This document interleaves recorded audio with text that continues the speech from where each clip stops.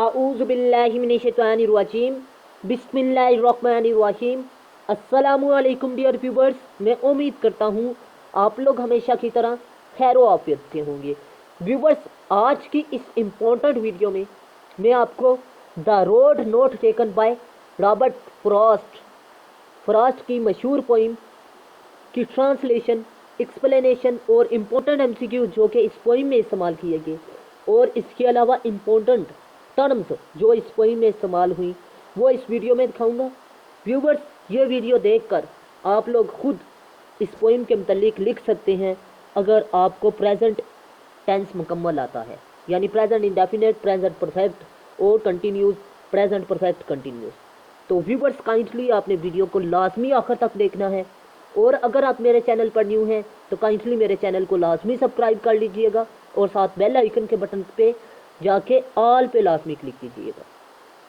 तो व्यूवर्स, सबसे पहले मैं आपको बताता चलूँ, रॉबर्ट फ्रॉस्ट 26 मार्च 1874 में पैदा हुए और वो 29 जनवरी 1963 में हुए और वो मॉडर्न एज से ताल्लुक़ रखते थे, यानी मॉडर्न एज के शायर हैं। व्यूवर्स, नेक्स्ट मैं आपको बताता चलूँ, the read not taken 4 stanza इसमें तकसीम, 4 स्टैंजा हैं और 20 लाइनें इसमें तकसीम की गई। हर स्टैंजा 5 लाइनों पर मुश्तमिल है। मेन थीम जो सा इंसानी ज़िंदगी के फ़ैसले हैं और इसके अलावा स्पेशली फॉर एडवर्ड थॉमस के लिए ये पोइम लिखी गई है। मैं आपको बताता चलूँ, एडवर्ड थॉमस शायर का बहुत अच्छा और क्लोज दोस्त था, बहुत अच्छा दोस्त था। अब उसकी ज़िंदगी एक फ़ैसले की वजह से तब्दील हुई थी और उस फैसले का किससे पता था? रॉबर्ट फ्रॉस्ट यानी शायर को मालूम था कि उसकी ज़िंदगी एक फ़ैसले की वजह से तकसीम हुई है, एक फ़ैसले की वजह से तब्दील हुई है, तकसीम नहीं। तो व्यूवर्स, अब जोन सी उसकी ज़िंदगी तब्दील हुई उस पर शायर रॉबर्ट फ्रॉस्ट ने नज़म लिख दी जिसका नाम द रोड नोट टेकन था।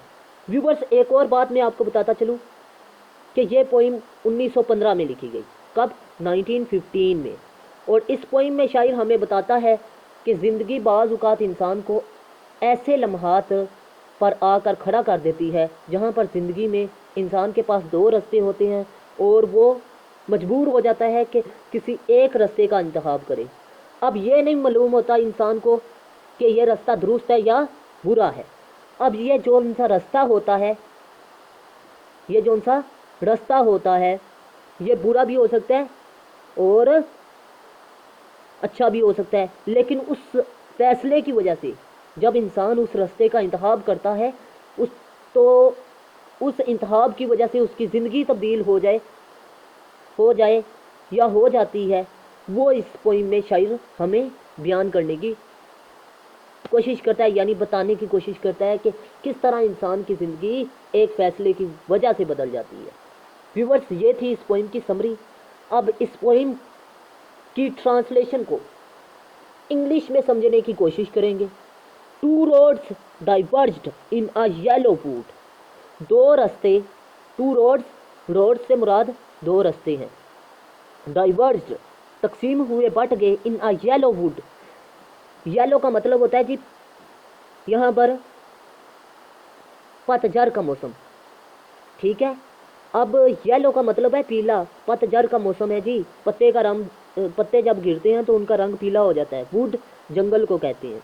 2 रास्ते निकलते थे जंगल में, पीले जंगल में। And sorry I could not travel both. मैं माफ़ी चाहता था कि मैं दोनों पर नहीं चल सकता था एक वक्त में। And we one travel long I stood. और मैं एक मुसाफिर था, लॉन्ग आई स्टूड, और मैं लंबे अरसे तक वहाँ खड़ा रहा। And looked down one as far I could. और मैं जितनी दूर तक देख सकता था, एज फायर जितना दूर, फायर का मतलब होता है दूर, जितनी दूर देख सकता था उतनी दूर देखा। To where it bent in the underground. Growth का मतलब है जी, अंडर ग्रोथ का मतलब है घूम जाना, यानी घास में गिरा हुआ था। वो कह रहा है कि मैं जिस रास्ते को देख रहा था वो रास्ता गुम हो गया या घूम गया। क्यों? क्योंकि उसके आगे पीछे घास थी और घास इतनी दूर तक फैली हुई थी जितनी दूर तक मैं देख सकता था। मतलब ये कि मैं वाजिया नहीं देख सकता था। व्यूवर्स, इस स्टैंजे में शायर हमें बताने की कोशिश करता है कि मैं जंगल में जा रहा था, पीले जंगल में, और उस जंगल में मैं अकेला ही मुसाफिर था। अब मेरे पास दो ऑप्शन थे कि मैं एक रास्ता इख्तियार करूं, और वो जंगल इतना बड़ा था कि जहां मेरी नज़र जाती वो बहुत लंबा था, यानी घूम चुका था रास्ता। तो मैं परेशान था मैं कौन सा रास्ता इख्तियार करूं। Next, then took the other as just as fire। ये उसने दूसरा रास्ता लिया। शायद ये बेहतर भी हो, and having prohibits the better claim, और ये सीधा रास्ता भी हो सकता था। ये सीधा रास्ता भी हो सकता था। अब शायर खुद से मुखातिब है कि ये सीधा रास्ता भी हो सकता था, because it was grassy and wanted wear. जैसे कि मैं आपको लास्ट स्टैंजा लाइन नंबर 5 में बता चुका हूँ, वो घास वाला रास्ता था। अब उसी रास्ते की बात कर रहा है कि वो जो रास्ता देख रहा था, अब वो रास्ता घास से भरा पड़ा था, क्योंकि वहाँ बहुत घास थी और लोगों के जो उनसे पैर थे वहाँ वो चलने का निशान उसमें नहीं था। ठीक है। अब थप as for that the passing there गुजरा, क्योंकि वो उस रास्ते से गुजर रहा था। Had warned them really about the same, चला हुआ रास्ता जो सा था, दो रास्ते थे जैसे कि मैं आपको शुरू में बता चुका हूँ। अब वो शायर कहता है कि दोनों रास्ते बराबर हैं, दोनों में पत्ते झरे हुए हैं दरख्तों के, और दोनों पे आदमी जो उनसे है ना वो कम चले हैं, यानी लोग उन रास्तों से कम ही गुजरे हैं। वो ऐसे रास्ते के बारे में बता रहा है। अब शायर हमें बता रहा है कि मैंने एक रास्ता इख्तियार किया है, और जिस रास्ते को इख्तियार किया उसके हालात कैसे थे। एक पत्ते जरे हुए थे, लोग उस पर चले नहीं थे, और दूसरा रास्ता भी सेम है। अब तीसरे स्टैंजे में वो कहता है कि and both that morning equally ले, और वो दोनों रास्ते बराबर थे, परों से बराबर लेटे हुए थे, यानी गिरे हुए थे पत्ते और बराबर थे ज़मीन पर। In leaves no step had trodden black,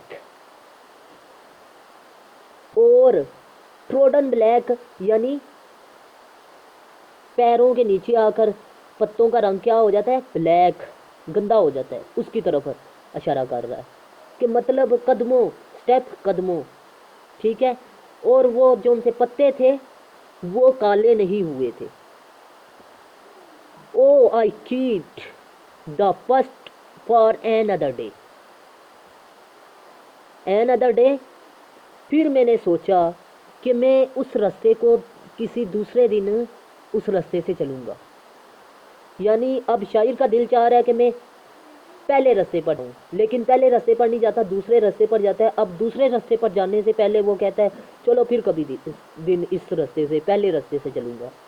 I doubt if I should ever come back, और मुझे शक है इफ़ कि मैं कभी इस जगह पर ना आ पाऊँ। मतलब ये कि मुझे शक है कि मैं वापसी इस रास्ते पर आऊँगा।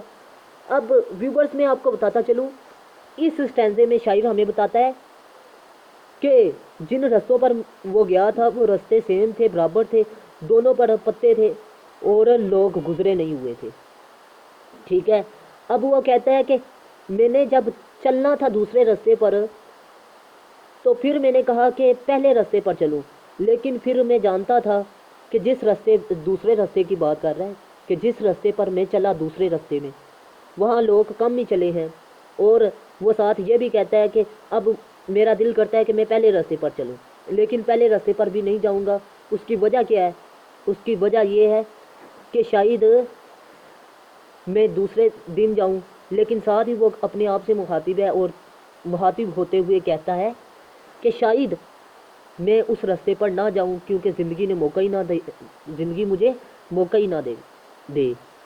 अब व्यूवर्स, एक अहम बात मैं आपको बताता चलूं कि मैंने ये 4 चैनल्स बनाए हैं, तो काइंडली मैं आपके लिए बहुत मेहनत से वीडियोस बनाता हूँ, तो काइंडली आपने चारों चैनल्स की वीडियोस को वॉच करना है, लाइक करना है और सब्सक्राइब करना है। साथ बेल आइकन के बटन पे जाके ऑल पे लाजमी क्लिक कीजिएगा।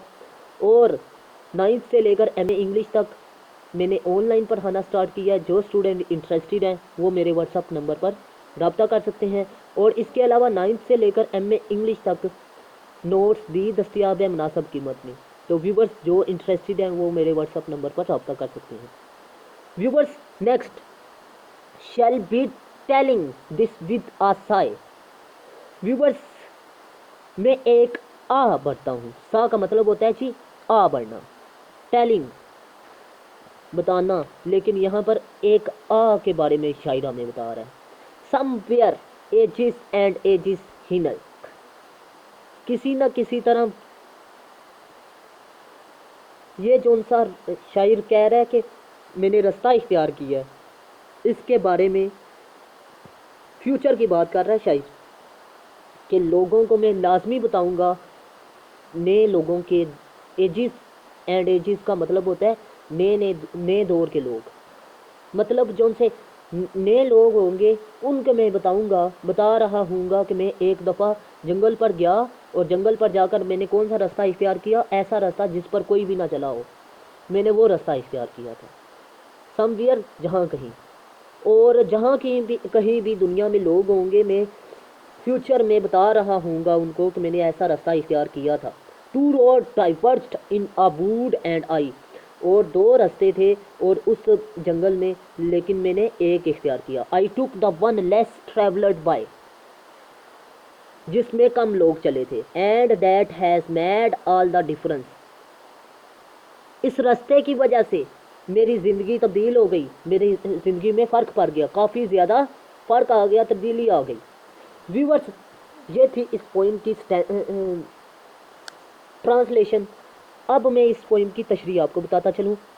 इस नज़म में शायर हमें फ्यूचर के बारे में बताता है और कहता है जी फ्यूचर में कुछ लोग ऐसे होंगे जो कि मेरी नज़म पढ़ रहे होंगे और मैं उनको बता रहा हूँगा कि मैंने जंगल में एक दफ़ा सफ़र किया था जिसके 2 रास्ते थे, एक रास्ता इख्तियार किया, एक वो रास्ता जौन सा था, वो कौन सा रास्ता था जिसमें लोग कम चले थे और पत्ते थे।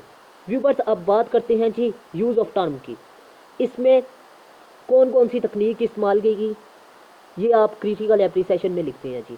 एलिट्रेशन का इस्तेमाल, एलिट्रेशन कहते हैं जी ऐसे अल्फाज जो कि सेम वर्ड से शुरू हों, जैसे कि ए, एज, ये आप देख सकते हैं जी, लाइन का हिंट दिया हुआ है, ये आप देख सकते हैं, ये लिख सकते हैं he uses alliteration in his poem.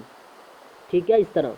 Use of anaphora, anaphora का मतलब है लाइन के स्टार्ट वाला लफ्ज़ और दूसरी लाइन का स्टार्ट वाला लफ्ज़ सेम हो, जैसे कि दूसरी और तीसरी लाइन में आई लफ्ज़ है, आप देख सकते हैं वीडियो को पीछे करके।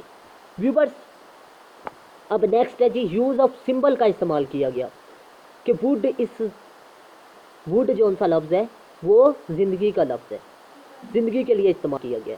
व्यूवर्स, मैं उम्मीद करता हूँ आपको वीडियो अच्छी लगी। मिलती है नेक्स्ट वीडियो में। अल्लाह हाफिज़।